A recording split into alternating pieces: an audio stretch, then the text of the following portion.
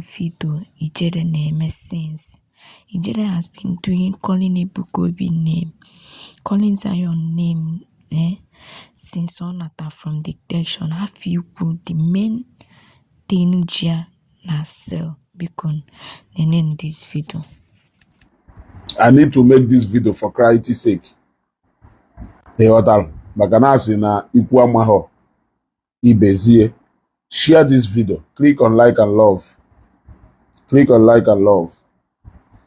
I think there is something that Ijelle is hiding. I think there is a truth he's running away from saying.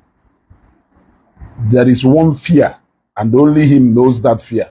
But I think we are going to point at one or two na this broadcast. We need to point at one or two na this broadcast. Before na beginning of this broadcast first, before we go half into what I want to talk about, I want to play and analyze what the Zion legal team said at the heat of controversy concerning Ijelle's arrest. Remember that at that particular time, Zion legal team made a broadcast, a Facebook broadcast, where they gave a rundown of what happened up to that particular time in regard to case of Ijelle. But when Ijelle came out, I was waiting for Ijelle to point out as so many issues that in the Zion legal team pointed out. Issues like who brought the other remand order after a bail or a grant a bail or meet a bail obligation with regard to arresting Emilie from Zion. That is number one. Who brought that detention order? Who were the people who brought an order to move him from Abuja to Oka? You want to go? And I'm ajụjụ like kele ndị wotara that order to move him from Abuja, from Ikoyi, from Abuja, sorry, to Oka, and kelunde defa wotakwala order eji we move from Abuja to Lagos. These are the questions that I am beginning to ask. But it seems like our brother Ijelle answered that question in all the things since Ojuwepota. I watched the interview he granted. In fact, I watched several interviews Ijelle granted, and and then for that there is a name he is failing to mention. There is a name he is failing to mention. In one place, he's talking about involvement of the Zion. In the other place, he's talking about the IPOB and other people. In the other place, he's talking about other. But there is a particular name I think he's running away from mentioning. And I don't know why he is failing to mention that name. Those are the people who made him stay longer than we thought. Now, in fact, let me say, those are the people who made him stay longer than expected. But the question should be, why is he not talking about them? Let us quickly listen to what the Zion legal team said.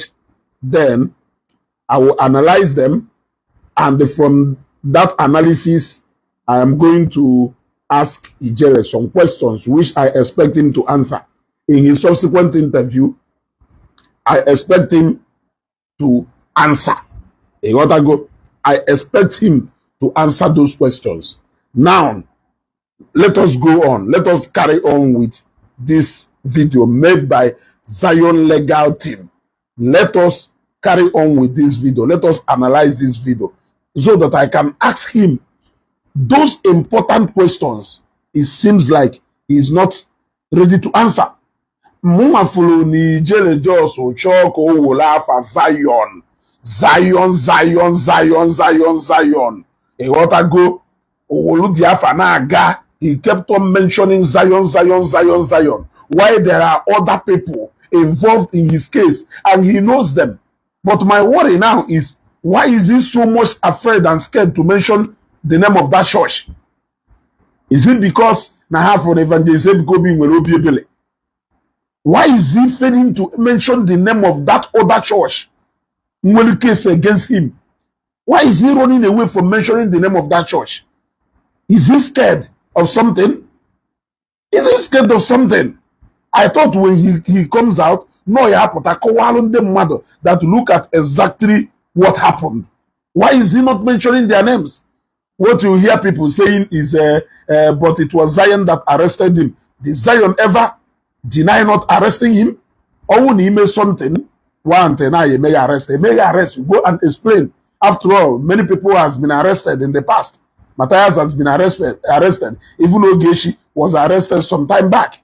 You want to go? So arresting somebody is not a strange something. But I expected him go so many things involved in a movement. Now let us watch this video. Listen. Click on like and love as you watch this video.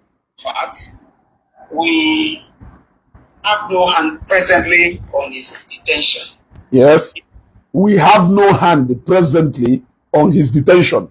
In the sense that on the last adjourned date, yes, being on the 21st day of October, it was confirmed in court 21st day of October. He has perfected his bail. And having perfected his bail, is not expected to remain in detention.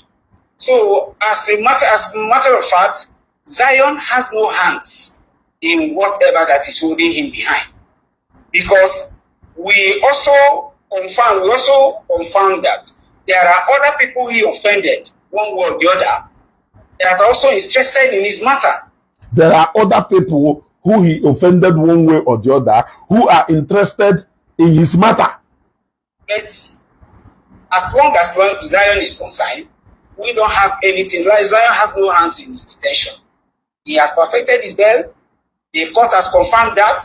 So whatever thing that is remaining, whatever thing that is holding behind, is Zion has no hands in it. Yes, to buttress the point that my brother here made.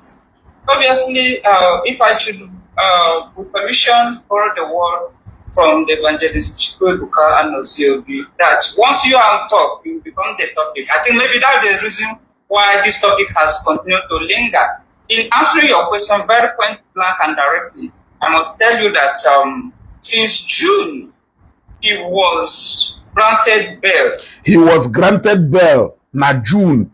He was granted bail in June. And he has perfected his bail conditions since August. June, July, August.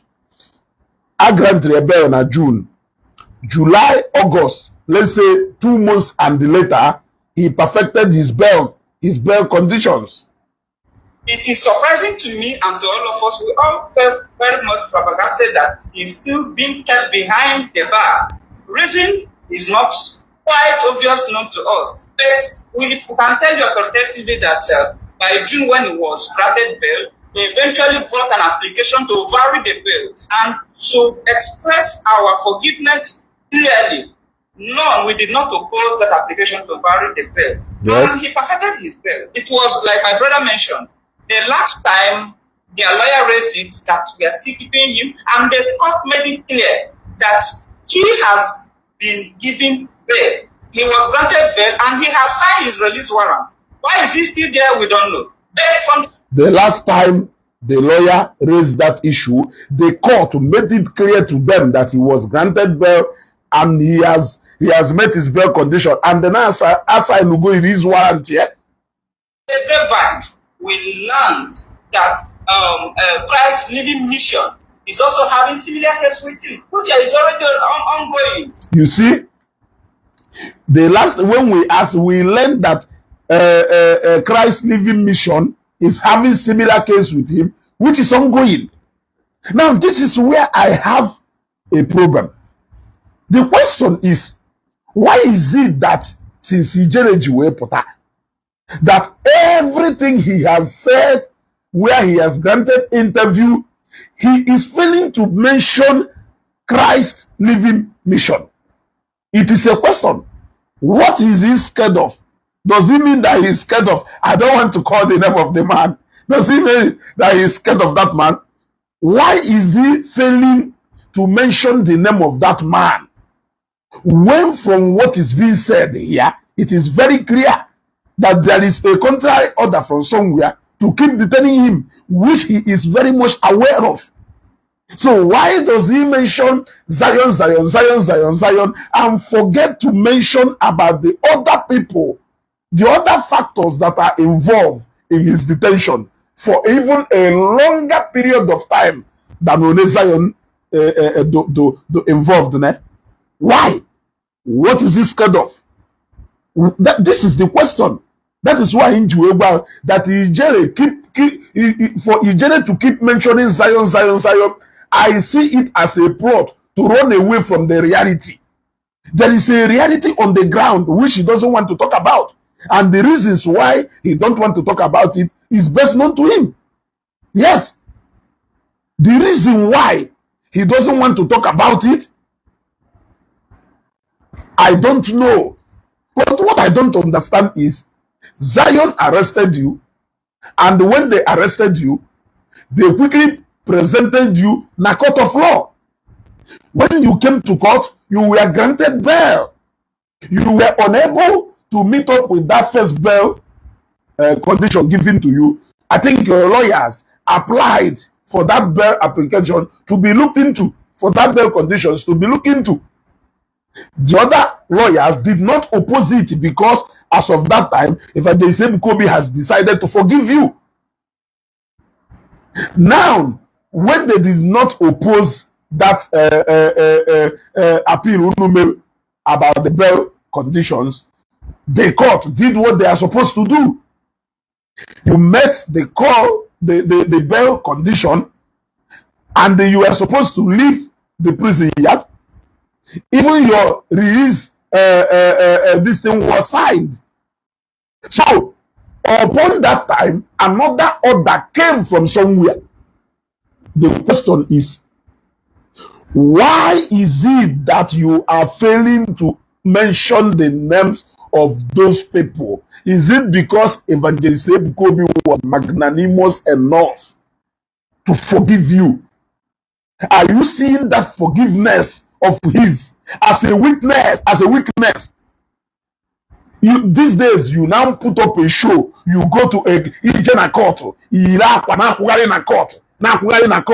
Hey, this one. In a court. When it is so obvious that Evangelist Ebuka Obi made it very clear to everybody that he has forgiven you. He made it very clear to everybody that he has forgiven you. We even knew how you met up with the bail condition. That is because he has forgiven you and he has decided to let go. There is a man somewhere in Onitsha who is still 100% willing and ready to follow you head to head. Why are you not mentioning his name? That was the man you accused of not that or not that. Why are you unable to mention his name? Are you not aware? Did your lawyers not tell you that that man Kushirigu for how many months? You know that man Kushirigu for how many months? That man even made an attempt to bring you to Oka. You know the person who wanted to bring you to Oka. If I just say Kobe and Oka. Ebona on Lagos here. You know the man who wanted to bring you to Oka. You know him. Why are you not mentioning his name in all your interview that you granted? You keep going after a man who out of his magnanimity forgive you. He forgives you. These days, you now go to court. You say, they are not coming to court. They are not coming to court. Blah, blah, blah, blah, blah. Because Evangelist Ebuka Obi decided to forgive you. There is a man who is willing to send you to prison. Mention his name. I dare you to mention his name. Zion Legatim Olafa Church. Are you not aware that you have a case with some people? that those people were making sure they on a detention now for over 1 year again. Why are you not mentioning their names? I challenge you to revisit that case again. I challenge you to revisit that case again. That case about about a particular church in Onisha. I challenge you to revisit that case again if you think you are strong. Take this challenge from me. Yeah? Make a live broadcast severally like you used to do and revisit that case again. Call the name of that man. Label him what you are labeling him. Makani man onye nke ahụ kwechije. Onye nke ahụ ready to take you to wherever you are going. Now you think you can come out and begin to hide, calling the name of Evangelist Ebuka Obi, we will cover up. Because you know he has decided to forgive you. He has decided to let go. He has seen that not one he will gain nothing. He just say na court. They are not look. It's so clear and it's very clear to everybody that you don't want to learn. You don't want to learn. You don't want to learn. You have not learned anything. You have not learned anything. You think we are not wise. We are wise. Let us continue. And that is why they kept him there. That is why they kept him there. They went to this line. The last time their lawyer raised it that we are still keeping him, and the court made it clear that he has been given bail. He was granted bail and he has signed his release warrant. Why is he still there? We don't know. Then from the grapevine, we learned that Christ Living Mission is also having similar case with him. It's already ongoing. That is why they kept him there. Zion has no hand there. Zion has no hand. We're forgiving him. Should be a free man walking on the street. Yeah, ordinarily he should be a free man walking on the street. Because Zion Ministry have forgiven him. They have forgiven him. But Living Faith Mission, I believe in waiting, took up the matter with him. And that is why he's been detained there. He is not saying anything about them. Because he knows if he then mention their name, only him knows the condition at which it comes out. Only him knows the condition. Why is he not talking about that? You keep shouting and calling the name of a man who said openly that he has forgiven you. You are now taking his good side as weakness. He just said, nobody come to court. You have come to court. I challenge you to say the same thing about that particular church in Onisha. You brought out their case. You treated their case on Facebook. In fact, you were so brutal to them that even if they said Kobe, you wanna go? You are so brutal to them. Unfortunately, that man doesn't have time to talk to anybody. That man doesn't have time to talk to anybody. You are only taking advantage of good side of Evangelist Kobe. I challenge you to call the name of that man again. You know him. You know him. On put on Facebook, on a deceive Gary Omun. Why not much info name? On a deceive Gary Omun. When you do see good, they will each and I am if a play out. You think we did not know what played out? Yeah? Oh no, Evangelist Ebuka Obi forgive you. Or to Ijelle nga. Can he for you again? Waiting he go again. Not to Ijelle when you be yenga. Can he for you again? Omerie ko uno dogu. Omerie ko udike. Omerie ko gono. Man, when one pastor no somewhere in Onisha willing to send you back to a being apota, you don't want to call his name. Are you not supposed to be more upset than Nyama people longer than Evangelist Ebuka Obi? At least in the Zion, they will just for how long? You rested for just a month or 2 or 3. You rested. Yes, they were even very easy on you. Now that man kept you for more than 1 year.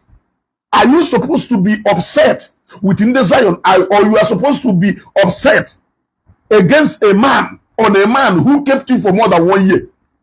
Let us be honest. He's supposed to be angry with the man who malagola. He's supposed to be angry with the man who pịara gị aka odo. Ka eke yesu wee hapụ onye pịara gị aka odo na-esi ọnwụ na-akpafe onye mara gị ụla ọha aghụghọ ka ọwụ. You needed to do initial gragara mgbe ị pụtara. And ime na turubom turu oge isi turubom ifu na nna na this guy do good. Let me use his name to shine and show people that I am strong. Let me use his name. Even in each na grant ya interview, apart from where you make reference to Nde Biafra and Nde Ifa, I have never heard where you mention the name of a particular pastor from Onisha. You dare not. Make onye egwu. So do Nde mmadụ eme ife a na-eme. Onye nke how do a preacher of love. If you do anyhow, you go collect. Yeah? If you do anyhow, you go collect. Unfortunately, young when we have time, evangelist Ebuka Obi do good enough. And in the Zion, we do only mind enough to even try to engage you in order to change you. Yeah? In order to change you. Those people, they don't have time for exchange of words. They act immediately. They act. All that time, this man, nobody was saying anything. The moment in the mother shop, because all Zion Konyo on Ayadebu, church, because now for Obi evangelist Ebuka Obi. That man, no, nature hatche. He may say, mention his name. You overstayed over 1 year because of that man. Why are you scared to mention his name and tell people about him? Tell people if you kuru makeli you career. No way for you. Wo no nyama ho afa nne wela akwa emomi. Wo na unyama ha afa nne wela akwa emomi. I wanted to watch you and see your conduct since you were pota before I can come and address you. But it's obvious that you want to keep deceiving and misleading those people who sold you out. They sold you out and they forgot about you. They abandoned you. If also enemy of Ndibo.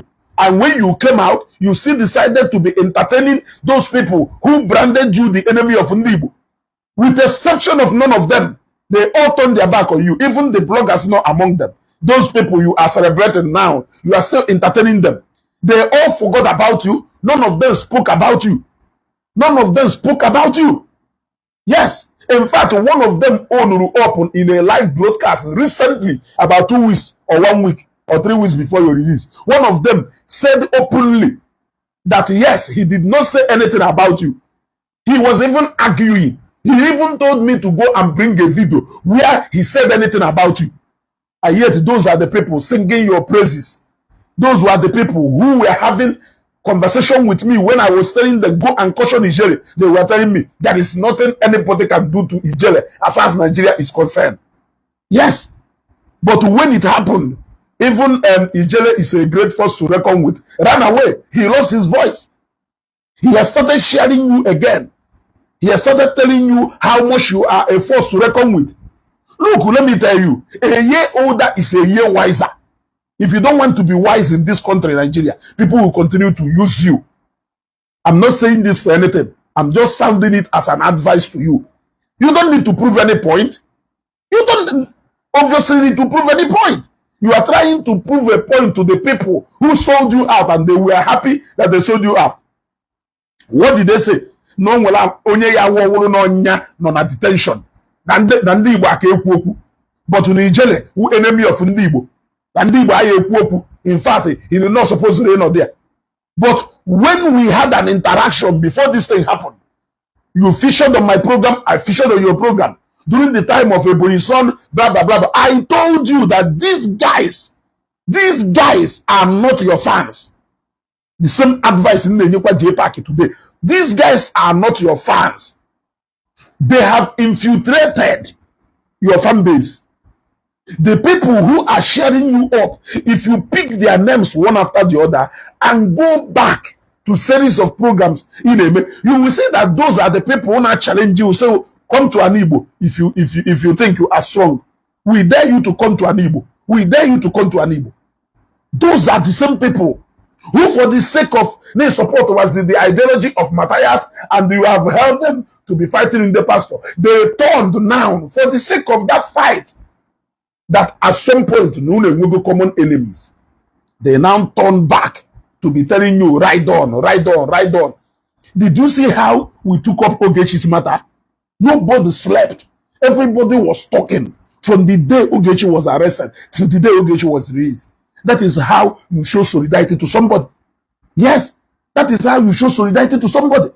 Can you go and show me how many of those videos they made about you? Who are you trying to entertain?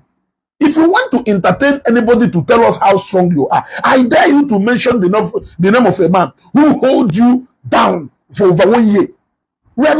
I have no fake. You are only singing and dancing with the name of Evangelist Ebuka Obi because you know he's a good man. You know he's cool. You know he forgave you without even thinking of a second thought. He told the people in charge, hands off that case, leave that matter, let him go. You know. No, so Zion, even 2-3 months after I arrested. You know all this. Why are you trying to make matter? Before he didn't make kidney, before he made arrest, even they said Kobe make go video about bloggers, e.g. Ego, how battle by that affair, we treat here or their kidney. Only go that video before that. He did not do that because on a detention. He said he made that video even before you were arrested. Now, after you were diagnosed na 2 kidney failing, I think it could have been a lesson to you for you to know that God is at work. But no, Igbero, you are still holding on. You are still holding on. Let us finish up this video. That forgiveness coming from the Bible is what the Psalm tried to preach. It is known in the Bible that you can forgive. Of course, to err is human, and to forgive is divine. Having forgiven him, we had no hand there again. We have already let him go. And the Psalm is no longer interested in his staying behind. So why he's still there is not known to us. So who is he going to court to go and meet? And I'm Ajojo. Can only na court EJ meet and they create together unnecessary attention in ways. The broadcast was very clear that Zion has forgiven him and they have no more intention of holding him down. Can only in a court. Entertain when you know that these people are no more ready to carry on with whatever thing. Yeah? Can only in a court entertain EJ proven them mother and the Zion also. When all the videos he make, you said it's AI. Are you confirming to us now that it is no more AI? Who are you people deceiving? Every single thing you said it is AI. Now, without trying to pursue whatever thing Evangelist Ebuka Obi said, to err his woman and to forgive his divine. He forgave you and he allowed you to go. But there is a man somewhere who is not even willing to forgive you, except whatever thing you know. Why can't you keep mentioning the name of that man? It is a question I am asking to you. Who do they take a good side of people for a ride?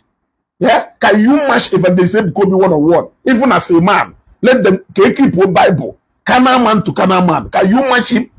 In any ramification.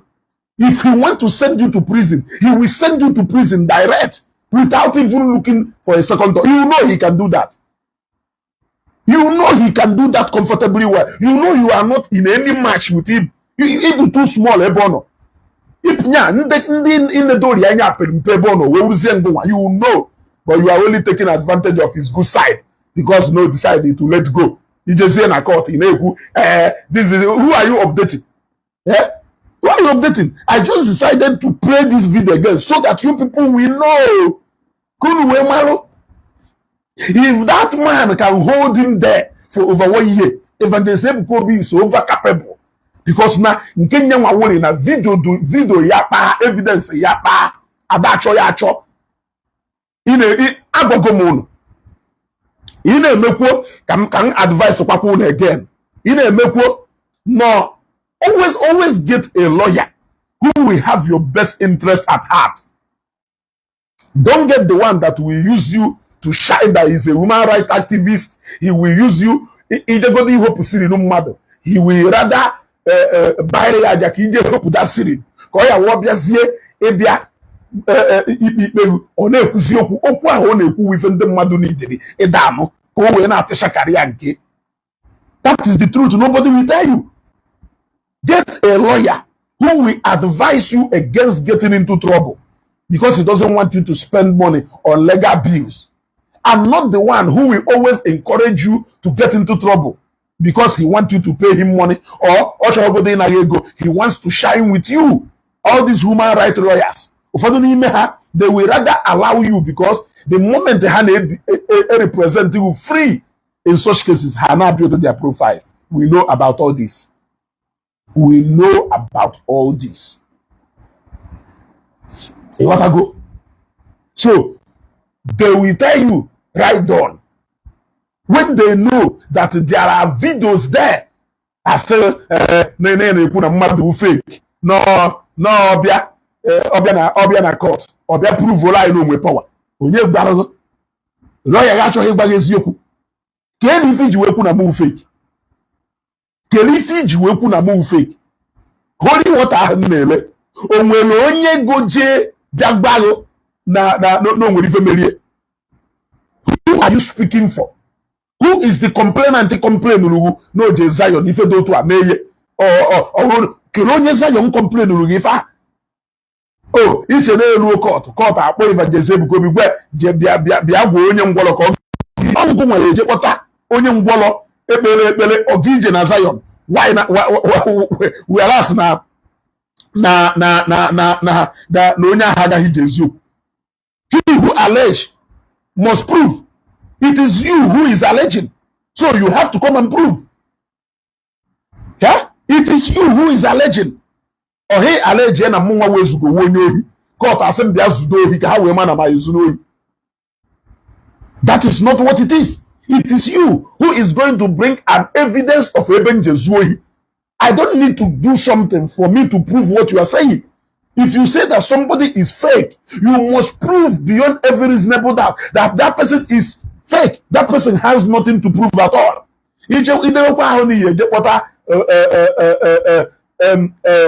Is it Lovett or Gono? Complete because the handle case Lovett in Enugu is not even Zion or independent people arrested here. If they cannot prove anything, what it shows is that if they say Kobe has no hand, Zion has no hand in whatever show Lovett they put. If I own people name claiming testimonies with faith, you will send yourself quickly to prison. He knows you are on your way to prison. Man, ignorance, you are fake. You are fake. Jego simo fonye polisi. Epe dana lepele foloso. Ongonwa ye jepoto onye polisi. Lepele foloso. Olono ha fuse ezioku. It is you who is alleging. It is you who is going to prove. This is something that your lawyer will never tell you. Because no chonko wolu na shine. Even the human right, why I say I actually prove point shine interview. We know this, but this is one case we are not going to sleep at. Owolu na build the level here, na build the fire. Shake is a cases ni no very since. Oneko win go apart from nke nde wo complainant Jiaka had decided okay, we want to discharge this matter. Go and check. A one cases unya egolu. Oneni me fa. God goes so all no go 1,000 cases. Oneni me 1,000 cases ya ko pewu. Yes. If haji a child will public show or public show of an interview, demonstration, nyak haji a child. But you can hardly see them advising their lawyers. I mean, advising their client. You cannot see them. They even want you to get into trouble more so that people can get to hear about them. Especially only when a little kind of relevance. Only when a kind of relevance, this case we have one or two interests. They will quickly push you into trouble so that they can come now and speak and trample on your relevance so that people will know them. Wisdom should direct you. Wisdom should direct you. When you na na court forgive go. Or somebody on who is willing to send you back to prison. Mention his name if you don't get fear. Mention his name. The day left lawyer everything even in Korea. You run a multiple program. You run a multiple program. I ask you, Kerundeji production warrant we see from Oka Webia on the Zion. Kirunde Melu Ijweka in detention for over 1 year on the Zion. You know the truth. Why are you not mentioning the name of those people? Why are you not mentioning the name of those people? Why are you camouflaging with the name of Evangelist Ebuka Obi? Yeah? Listen. They were. So why he's still there is not known to us. Now, Evangelist Ebuka is a complainant in this matter. Now, when the matter came to court, the matter was a variable offense. The defendant in this matter, who happens to be Ijelle, was granted bail. Now, upon the confession of his bail, he ought to be out of prison. Now, the complainant in the matter does not have any say when a court of law grants bail.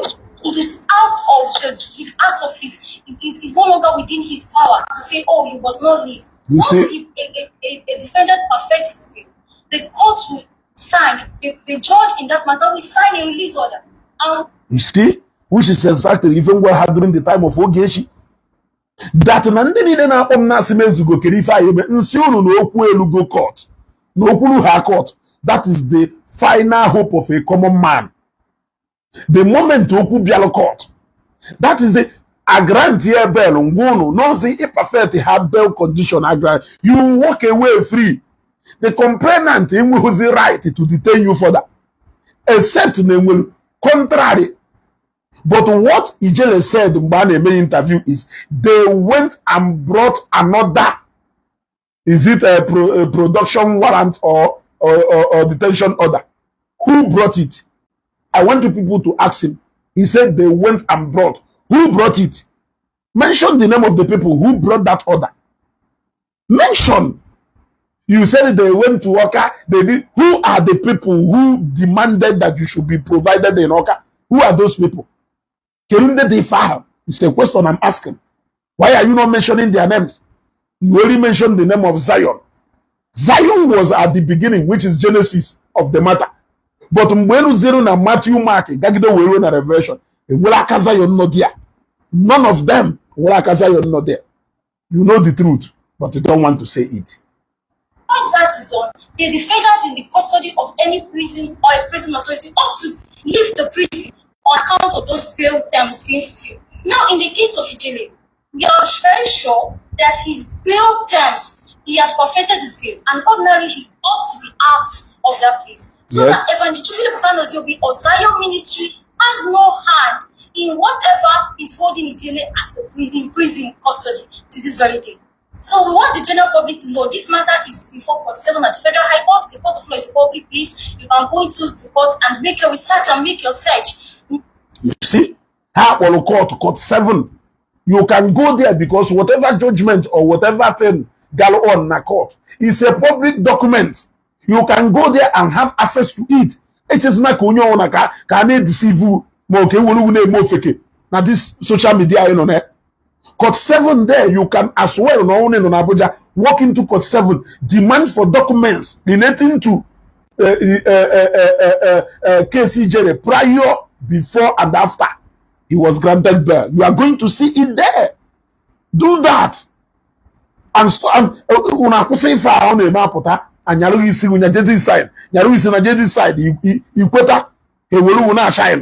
now, you can apply for record of proceedings. This is a public document. You see? And anybody who is insinuating that Evangelist Ebuka is the one still holding Ijelle in custody is either ignorant of the facts. That's the reason why we are saying the general public that he is not there at our better call. We are not the reason why he's still there. Then who is the reason why he's still there? He knows the person. Why is he not mentioning the name of that person? Since Zion made it clear that they are not the reason why Ijelle is still in detention. Why is he not mentioning the name of the person who the reason why you went on at detention for over 1 year? He ought to be out, and whatever is keeping him, anyone can approach any of the authorities to find out what is actually happening in this matter. As I've said at the Federal High Court Court 7. Yes, we just want to sound it as a note of warning that the general public should be sure of what they are saying, not say whatever based on assumption or presumption. Get your facts straight and do not drag the image of anybody to the mud. Just like my colleague has rightly said, if you are in doubt of any issue of law or fact, you go to the court and make your verifications. Apply for the record of proceedings. And make sure before you come online to say anything or make any kind of discussion to drag any image, be sure of what you are saying, so that we, the legal team, may not be pushed into action. That is all we have to say on this issue. In addition, the release order is a public document. It's a public document. Some can be search can be conducted upon. Yes. SEM, and to verify the authenticity of SEM. Yes. The release order is there. It's before the court. Searches can be conducted. So whoever that is doubting can conduct search to verify the authenticity of the release. You see? That's just what we have to say. Just as my colleague said, he is no longer in our hands. You understand me? The councils have to do their due diligence. It is not in our making to bring Ijelle out of darkness. They cannot do that because most of these people now are human rights lawyers. If I like show. They disregard what they are supposed to be doing. Do good now. Update, and they can jump on anything just for the popularity of it. Yes, which is the truth. Instead of them to do their due diligence, which they know, it's not that they did not know, but they decide to use the name that is already out there. Instead of telling the people the truth and the nature of what is happening on the ground. The court has signed his release, everything has been perfected. So let his lawyers do the due diligence. And the general public is a public document. They should go on and check and find out from themselves that his continuous detention is not the making of evangelist. It's clean. And nobody should call his name or drag him into the jealous matter. Thank you. Anyway, I must be very loud and clear. That's from the point I made earlier. That a message we got from the grapevine that Christ's living mission is having a case pending currently, live case pending currently in Oka against him. If you listen to the point I made earlier, or my colleagues made earlier, that he has been released, granted, given a bail condition, he met his bail condition and released. But he's not out is because of other cases he has. I also got to know why, in some of the occasions where we were in court, I got to understand that police got production warrants. These were one of the cases that are still keeping him. They also police brought production warrant. Meaning, no matter with the police. Why is he not mentioning all these things? Why is it always Zion? And with production warrant from Oka. Police with a production warrant.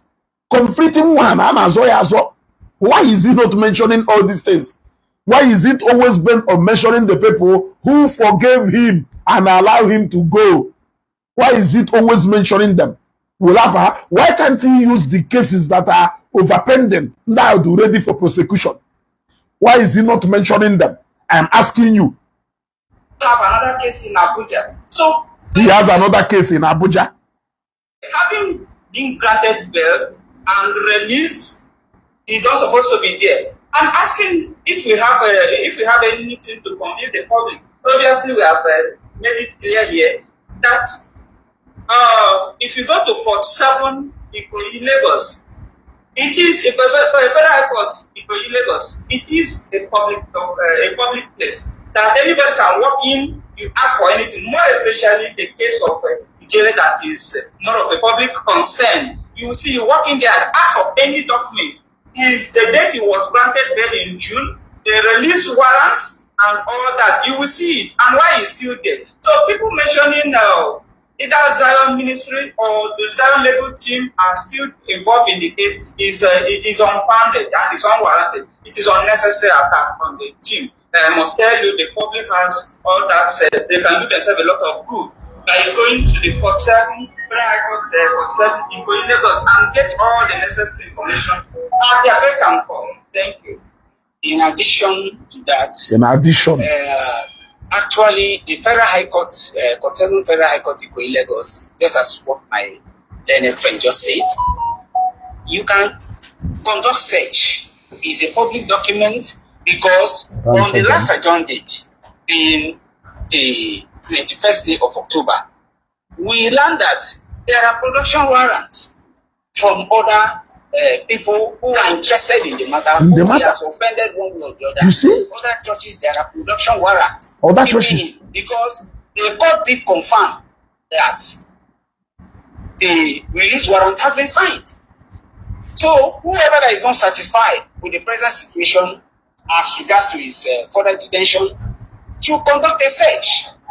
The ruling of the bail application is there. The day it was ruled was there. The release warrant, the release warrant from the court is also there. So these are public documents, and whoever that cares to make further confirmation should do that. The Zion legal team has no hands in his further detention. We are fact. So okay, what are they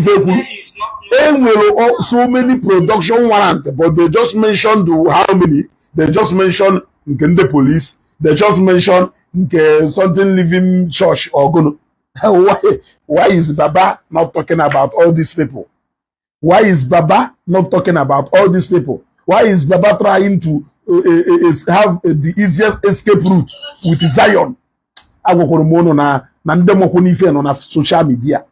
Ndemo ife no na social media. Unu chase is not necessary crowd to unu chase. Face those who do ready to face you. Yes, face those who are 100% ready to face you. Stop deceiving yourself. Stop deceiving yourself. Una doesn't know how you una doesn't know because I want to make sure no. I want to make sure no. Odoka ya si na ife ọ na-ekwu eziokwu. Ije na court, ije na ese foto na asị nka. Kedu ife na-eme? Ife ni na awu initial gragra. Ife ni na awu initial gragra. Ema na ikara aka, kwọkwa nwoke Ọnịcha afọ again. Ema na ikara aka, zijekwa ndị polisi ozi ndị isi wee zije mbụ. Yes, because I am a statement ikwuru ndị polisi ji wee chọọ ka ha jide na brokos. I am a statement ime kigasịrị kpata ndị polisi ji wee chọọ ka ha nwude na brokos. Hapụ nwoke Ọnịcha, hapụ other people go na ha nwere okwu, decide ya ka iwere afọ Ebuka Obi because na afọ Ebuka Obi is so popular that everybody can get away and chase clout with it. You came out. What of onye nke say no dakpolu mmadụ n'Ọnịcha? Ịgwala anyị a lot of activities in Ọnịcha within the members here. Why can't you continue with that storyline? Have you lost your voice with regard to that? Come and tell us more about that man. We want to know more about that man. Yes. Come and tell us more about how you will handle the police. Come and tell us more about how you will handle the police. Buy more about the police where it is we carry her. Come and tell us more. We want to know. Ana ekwu odoka ya asị na ama ife a na-ekwu unu na-agha ahụ unu pụta na Facebook unu na-aghọrịsị gullible people. Unu na-aghọrịsị fa. Ha na-ekwe n'isi na anọdụ n'isi ka gono. Zion this, Zion that, Zion this, Zion that. And Ebuka Obi never ndu. He has shown what a true Christian should do. If all men who call dog akanante and they don't even know dog akanante, he got to go up as message. It shows that he will weakness of that. He will say Makanon will ezigbo obi. Where would he take care for a ride? If also according to Ndimo State Semu. Kuma kwa? Kurukwa gama? He got to go. Kuru gama? Kuma na ekusi ike na-ekwusi ike ikwukatakwa ofu ụbọchị apịkwalụ mbọ. Yes, you can caution your child as many times as possible until ụbọchị onye decide inweta that lesson ị na-achọ ka ịkụzirie. So ịchọkwuwe kwurukwa na aga ikwugidekwa ofu ụbọchị kwukwa otu ihe ekwukwa aka na-aba aghọkwa otu. Ife ọbụla na Okeke tụrụ gị ọkpọ ije chọwa Okafọ gụ na ya anụ ọgụ. Okeke tiri gị ọkpọ efechakwala Okeke fụ ekiri ya fụ na ọnya na Okonkwo ọgbakọrọ wee tinye gị ọkpọ ịhapụ Okeke hapụ Okonkwo ije chọwa Okafọ just to divert attention. Ọ wee pụ nọchazie na prison pụta ya agba nekeneke. Ana m ajụ ajụjụ. Ọ wee pụ nọcha na prison apụta ya agba nekeneke. Ọnya ife iji pụta ozugbo Zion this Zion that ebe ọ ije na podcast ajụghị ajụjụ ịkọrọ Zion njikwụsị Zion jighara ese Zion njikwụsị Zion n'elu Zion n'ala. Kedu maka the other church? Kedu maka the other churches? Ndị ahụ adịghị willing to let go. Ndị ahụ dị willing to ịgbagidogo ose ọdịnihu nweta lesson. You decided to allow them to be. Mmadụ apụ n'ọkata jebe nga. Ndị eke wee sị ka ha kụziere gị akwụkwọ ka ha hụ gị aka n'amụ ka ha kpaghị aka n'ehe ịgbafuo. Ife m bịara ebe a kịta ahụ ka ndụ ndị mmadụ anya. You people should even disregard Ijelle. This will even be the last time I will make a video about him. I didn't even want to make any video, but at a point it became necessary, and I thought I should put this clarity. Otherwise, I have from me for name as initial garagara. You want to entertain people who don't even love you. You want to entertain people who wish that you don't even come out. Go to Facebook 5 months, 6 months, 7, 8 months, 9 months before Pota. Go and check. Kenunde kaneku makayo. Also show and the G name hanokata once in a while. Makayo. Even VDM got tired. VDM only spoke about you 2 times.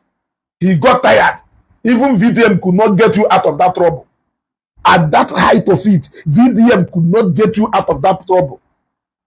Abi, still, you don't want to learn a lesson. You don't want to learn a lesson. You just want to use Zion to do initial gragra. Chukwu agwumonde if you wofeke. PTA wife for Matthias first. PTA your wife first. Aturu mure buru ba ka nwa aturu. Dekwa one comment ebe again can block you immediately. Drop one comment ebe again can block you immediately. He say about poku ozugbo. There another comment. I'm waiting for you. Okay, sirike. There another comment come fear. There another comment. Come comment ga hozo kita kan go see even juwe kare aturu.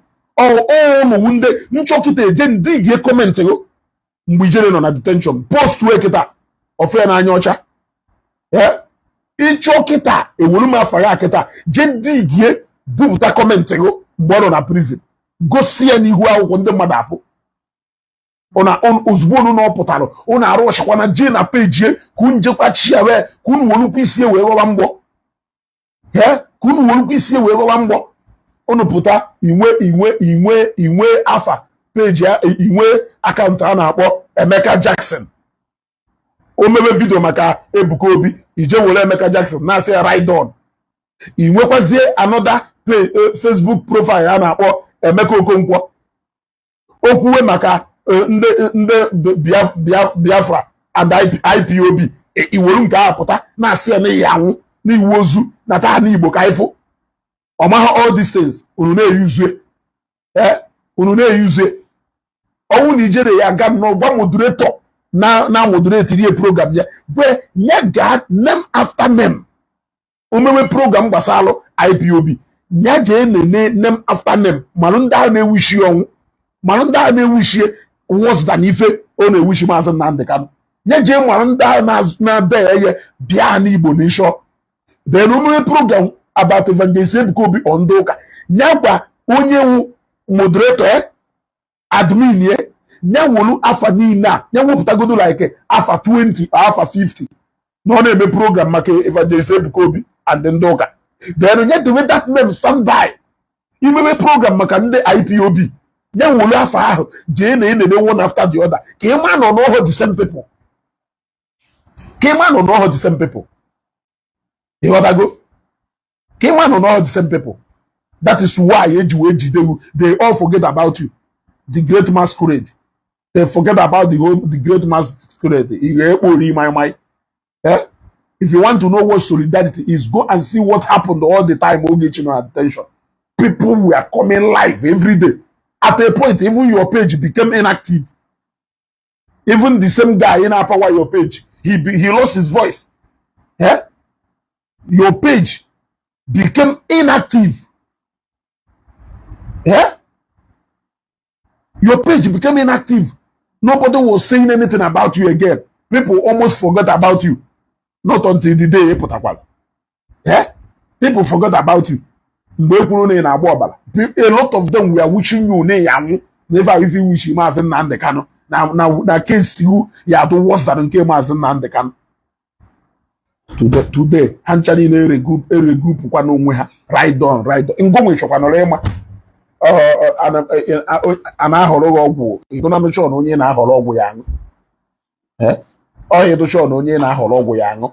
You wear holari. Eh? Atola omalo atolo feko fe yisi no ofia e wata go atolo omalo atolo feke fe yisi no ofia e wata go kodolo e she malo. They don't like you. Yes, they for all na heart reporter of effort imokwe for tweetidi na restoration. Eh? Open na ha kwuru ụgwọ ka e wee na Arise TV. Ha kawala ahụ fụ na polisi dere na their official platform na-ejidego derinwe amama, ejidego ọsama nwa, ejidego Shekawa onye isi ndị Boko Haram. Upon na polisi repọtụrụ ya n'ebe ọ dara ụda. Still onwere onye ụla gara n'anya. Onwere onye ụla gara n'anya. Adaghị eme conference call and on a program and a lot of pages more active running. People never forgot about him, or because of it, forget about her, or because of it twice Kumake and the mother's Mugona, then I why go and bring her out. We never allow Facebook to rest. Her page is active, that is how to show solidarity to somebody. Carry here to her. If you don't experience such kind of love, if you don't experience such kind of love, you want to keep entertaining the same people because because na half kwana since you were mmadụ n'ime ha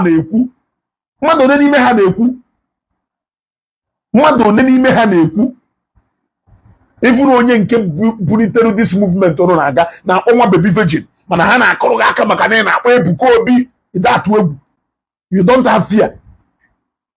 Yet out of enweghị fear you were able to spend 1 year and o nwere onye nke gbara m n'ochekwa n'iyi na ọmadụ Ijelle enweghị na mmadụ adụghị n'ime nọ na anịkwo n'isi ha chekwaghị na o nwere nke ọ eme nna na ha mọdụrụ onye ahụ chaf. Ụfọdụ n'ime ha deny ya na open program like nke nọ n'ụzọ one day na-abata. Somebody who a follower, a strong supporter na-aṅụ iyi na okwuo maka ya si nje wota video ebe o kwuru maka ya efro mụ jee wota video ebe o kwuru maka ya why ma ya ejukwu maka Ogechi ọwụ na nna support Ogechi ọwụ na mụ anaala ya ofu Ogechi why kedu ife mmeji wee pụtara agwa mmadụ ya jee wetara m video mmerụ maka Ogechi when I know that people can bring multiple videos mmerụ maka Ogechi. Atụọla ọmala mana atụọla ofeke ofe isi n'ọfịa. Onye mara asụ ya sụọ n'ikwe mana ịma ha asụ sụọ n'ala.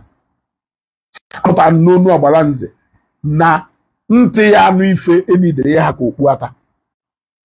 amụtara n'onu agbara nze na ntị ya anụ ife enidere ịha ka okpu ata ọkadịghị etu a so ịchọghị ịnụ ife anụ na mana what we know is that the people who held you for over 1 year for reasons best known to you, you are avoiding mentioning their names. But you are always mentioning the name of a man who forgave you within the first, second month of your arrest. The moment they arrest you, on a court, it did not even take long for court to grant you bail immediately. Even by grant shall bail, contest now that bail condition to street. It was adjusted a little bit. Yes, that is a man he can decide the reporter will have na Facebook because not forgive you. Because not forgive you. But today we have forgive you. You are not mentioning their names. This is why some people which are like that do brutal no what. Because he make it nice, people will take you for a ride. That is why he found the mother have so me. Because the moment ha juru na higher to me, say ha do friendly, say ha do accommodating, the mother will have wegu. You want to go? The mother will have wegu. Eh? And that's exactly what you are doing with Africa. They say Kobe. Yeah? You not challenge you, only that challenge you. When they say Kobe more time, all finish go with you. Oh, believe you now, they supposed to give a lesson. You choosing face people, face people who willing and ready to face you. He will order pending IP. Update us on those IP. Eh? By the condition of your case with Moko Anisha. IP will get, he prove go here. No, that will mad go. IP will get, he prove go. Eh? No, you don't need your forgiveness here. You need your forgiveness here. Update here about Ndenka forgive who. We want to know about their cases also. Tell us more about that production warrant TC Oka Webia. Tell us more about production warrant in Abuja to keep you. Tell us more about production warrant in the police water and issue. Tell us more about those cases. Stop running away from them. It is not all about Zion. We know when everything about Zion ended. We know when it ended. Thank God now Zion Legatin is always ahead of you people in all this info. They are too smart. Association of Learned People. Association of Learned People. They made it clear to us. We knew when Zion hands off from anything that has to do with you. We know. So in last year, 1 year after, not 1 year after, Pota, the chokwa ki will have and Zion we just chase a cloud. Every day, Jena court. Update here about cases going and work on it. Update here about other pending cases. We want to know the update. Deceives no way. I got this no way. No, you the cabal. What mad work they won't attack. Eh? Allah work hard deceive. What it shows clearly is that lesson has not been learned. The other go. Lesson has not been learned. The other. They kept on demanding for the use of Vogeshi. When are you people going to use Vogeshi? Forget, yeah? Not your man on a detention. Yeah? Every day. Yeah? Every day. When are you people going to release Ogechi? You people deceived Ogechi, and then now you deceived Ogechi to come to Nigeria. When are you people? Ogechi is in prison, suffering. Ogechi left the family, the wife, and the husband. Oh, Ezugo, you are with your wife. You are with your wife enjoying, but Ogechi is in prison, suffering. Blah, blah, blah, blah, blah, blah, blah. Ogechi left America. Blah, blah. This is all we keep hearing on Facebook.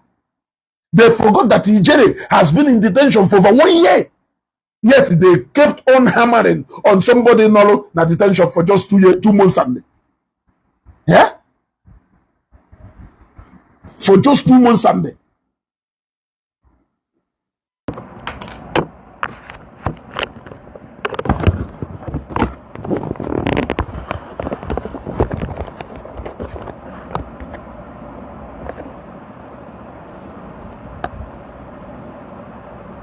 What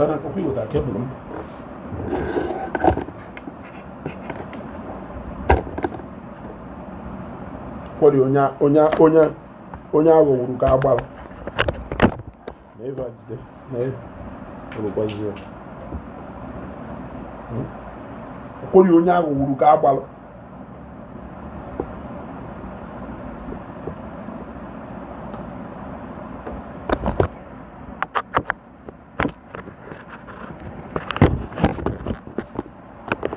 Emeka wezi ma ha kwe my brother ịma na ana m like ịgba ọnụ etu aka si wee gbara Ijelle ọnụ how I wish na o kwetara ife ngwara ya before all these things mee ọnụ agwa ka m na-agbakwara ya again ịghọtago ọnụ agwa ka m na-agbakwara ya again they kept on reminding us about Ogechi forgetting that their man Ijelle nọ na detention Ogechi anọgo ebe a 2 months and they suddenly became worried about Ogechi forgetting that a man who they told right on until he entered into the prison. Now the man in prison for over 1 year. Very wicked and heartless people. Look at it. Mawaja hanoko na run right program. Ejike hano na run right program. Guru Ezibo hano na efficient programs. All of them were featuring na programs. Eba na achoko Ogechi dey apologize here. But I forget here Ijelle hano go na detention over 1 year. None of them ran a program. It was na last program waja ham feature that day no n'ụzọ abata ka m gwara ha sị ha you people are on go program about Ogechi more than enough can you now begin to run program about Ijelle if you are saying that Ogechi wada ndị Igbo on Ijelle ahụ nwoke Igbo ka ọwụ if you are saying that Ogechi nwere family na America na husband ya na-eme isie na ụmụ ya na-eme isie are you trying to tell me that Ijelle enweghị family? Are you trying to tell me Ijelle enweghị family? Every single point all of you raised about Ogechi being in detention for just merely 2 months and Ijelle will all those things, yet he has been there for over 1 year and but you people for completely forgot about him. Today, immediately rubber alive for the sake of Ebuka Obi, all of you have run back like chickens to page Adrosi active for over how many months? Do you know how many? Page Ogechi na abia life more often than Ogechi na Neji abia mgbe Ogechi no out. Even keto page Ogechi na abia life multiple times every day.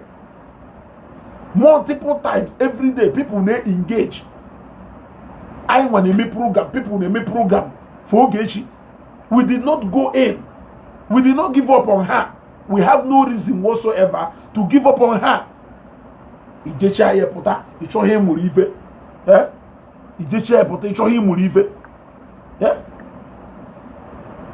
okwori wisdom mmadu ruo ona aga ide mmadu Ijechi aye puta muru kwa ni ife na kwe ha muru ife na ana agwa onye ihinya puta na anwụ ha agwa onye ihinya puo na anwụ ochi no na anwụ onolu aha agwa onye ihi nya puo na anwụ ka mụnwa wezugo na agbago ọchị nọ n'anwụ ya nọ isi n'anwụ ike epụtakwara ha ncha niile agbakọrọgo land ya Ijelle ride on ha gwagidoro wee chefuo wee cheta ife niile na-eme wee cheta na-enwe enemy of ndị Igbo nya ka Ijechi alụpụtakwa decide ya ka ị na anyway amaghị reason iji eme ife ị na-eme ka m ghara ikwu o nwere ike ọwụrụ ngụ na-eyuzu ha mụ mama enwere m ike iche na ọha na-eyuzu Maria Manongo na-eyuzu ha ịghọtago it depends on who is using who mapụ tabi ire it depends on who is using who o nwere ike wụrụ n'ọngụ onye na-eyuzu ha mụnwa chekwa n'ọfa nwa na-eyuzu it can be true ịghọtago so ọkara ihe etu a ka Chineke were aka mezie okwu a share this video ịghọtago share this video si na Ijelle na mụnwa wezugo jụrụ ya ajụjụ si ya nya gwa anyị ndị wota production warrant from Ọka nya gwa anyị ndị wota production warrant from Abuja si na nansi nya gwa anyị after assign shall his warrant ya kelu ndị ka jiye n'ọma ha jụọ na outside Zion na onwe chọọchị ọzọ that GO ọzọ ya na enwere nsogbu jụọ na esi na ya zaa ajụjụ a si na ọwụrụ na onwere judging by the name we had si na ezugosiri why is he not mentioning their names? Why is he not willing to update us about the case when we with such people? Senior, why you mention and the police production warrant against him? Senior, why you mention maka case within the police? Why is he running away from all that? Why does he keep mentioning the man who has forgiven him, who doesn't even want to see him rot in jail? Why does he keep mentioning that man? Johnny Ajujua, Senior Nezugosi no need the answers to these questions. Yes. And as far as this matter is concerned, I think I have addressed him enough. I only came here today to put a clarity to this matter so that people will know the truth. You want to go? Even though I'm not to walk, I am a Kwezioku. You want to go? Gone are those days where people use intelligence and those who are China. Gone are those days, my dear. You want to go? Oga Hagago. These days, if we see something, we will say something. If we see something, we will say something. If we see something, we will say something. You want to go? Ken is saying that Antioche should give him her location so that he will ask her forgiveness face to face. Make she not try it to let him say whatever he wants to tell her on Facebook. On Facebook, it will be easy for them to accomplish their evil wish. Address going to Uborone. Ocho himi from Barianka Basaria. Ocho himi from Barianya, Ga Basaria. I will go need for ye, man. Mano Cochiri no ye, me. Nano look at conscience and I hunt.